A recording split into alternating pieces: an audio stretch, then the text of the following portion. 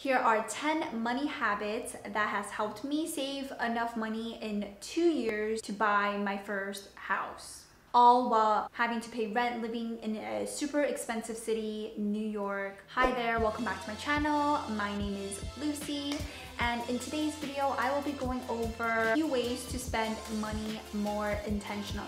If you enjoy videos about personal finance, investing, and making better decisions with your money, be sure to subscribe to my channel. I do post videos every single week. If you enjoy this video, please give it a thumbs up. It really does help with the YouTube algorithm and supports our channel. The first thing is avoiding sale. It used to be so hard for me to avoid these sales, especially when it's a really good deal. I can walk by a store that has a huge sign, S-A-L-E, and I'm in the store. I get so tempted and walk into the stores and end up getting things that I actually didn't need. I've gotten to a better habit of only going to the store if I actually need an item, or only shopping online if there's something I need to buy. One thing that has helped me is pretty much unsubscribing to any of those email lists. It's very tempting to get emails about sales, buy one get one free promotions, and trying to avoid clicking on that link is literally impossible. So to avoid this at all costs, I just completely unsubscribe. Now, an exception to this is if you're waiting to buy a new gadget, you're waiting for a Black Friday sale, you're maybe saving up for it, then that's fine. But if you're just buying it impulsively and you actually don't need it, then that's a waste of money. It's not about not spending money, it's really about spending money intentionally so you don't just waste it. Money habit number 2, investing in things for internal reasons and less for external reasons. There's always an expectation to meet the newest trends or the coolest fashion or buy the newest pair of jeans. These are all very much external factors because of people around you or influencers around you showing you the newest items, just motivating you to buy something that you actually don't need to satisfy your external expectations. So I switch more to buying more things for internal reasons.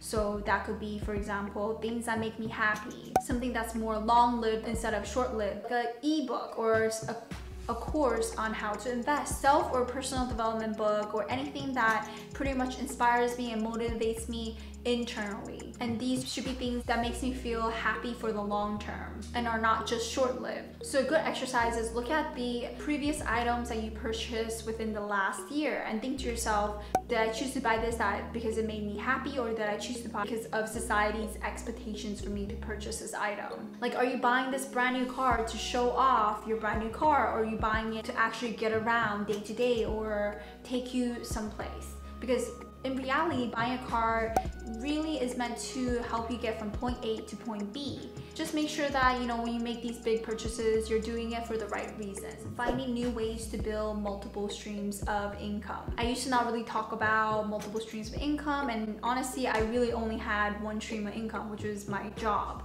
So it was a conversation that never happened between friends or family. It wasn't something that was very important at the time.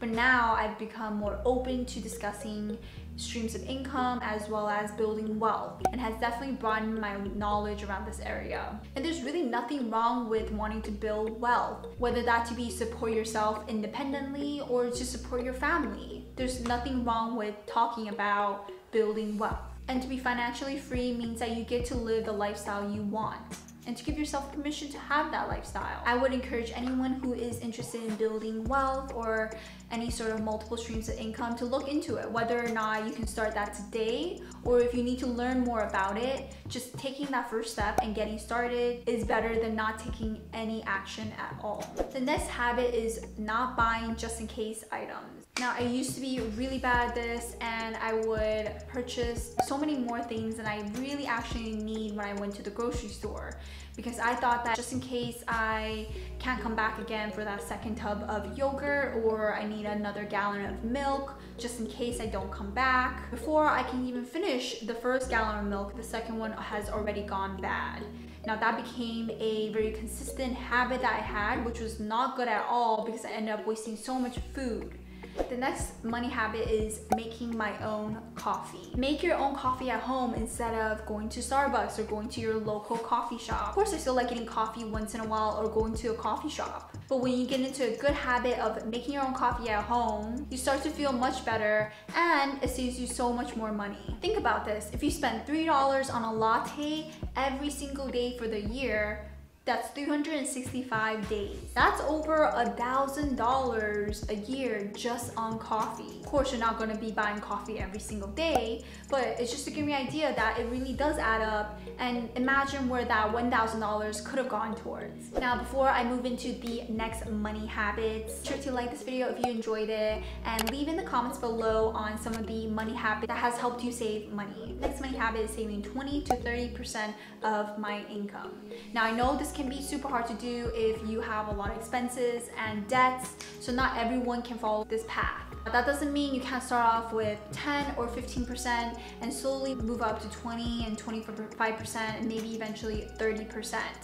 The more you start building these habits of saving money, the easier it becomes. When I first started working, I saved and invested about 30% of my income, which has helped me a lot because I was able to meet my financial goal 2 years later of purchasing my first house. Now, building this habit on a consistent schedule has allowed me to be able to meet my financial goal. Now, if your goal is to completely pay off your debt, think about building good habits from day one.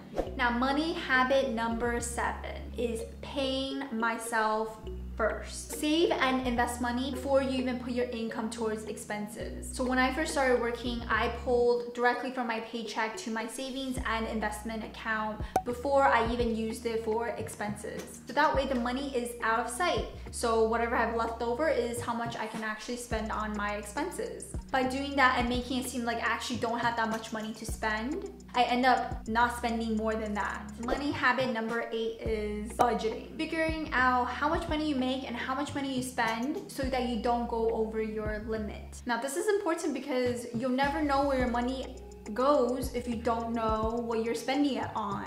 And your hard-earned money is something you don't want to just waste and throw away. Try to figure out exactly where your money is going so that you can have more control over where you want your money to go. Habit number 9 is breaking down your financial goals. Now, it's really hard to plan a big financial goal and not knowing exactly how to get there. Let's say that you want to buy a house in 5 years.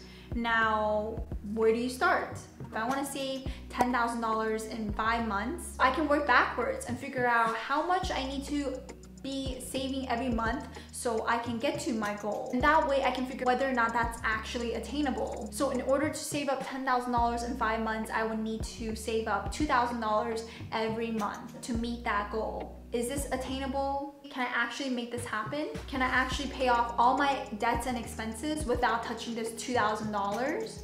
Now, if it's not possible because you're not making that much money, then you need to reevaluate whether or not you need to push that out from 5 months to maybe 7 or 10 months from now. That way you're making your financial goals a lot easier to accomplish. And now the last money habit is creating a list and sticking to it.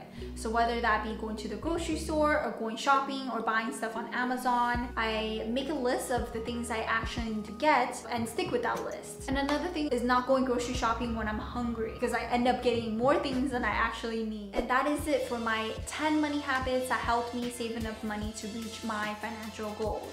If you enjoyed the video, please give it a thumbs up. And if you have any other money habits that has helped you accomplish or achieve your goals, leave it in the comments below. If you enjoy videos like these where we talk about personal finance, investing, and building better financial habits, be sure to subscribe to my channel. I do post videos every single week. And don't forget to check out some of my videos on budgeting and investing here.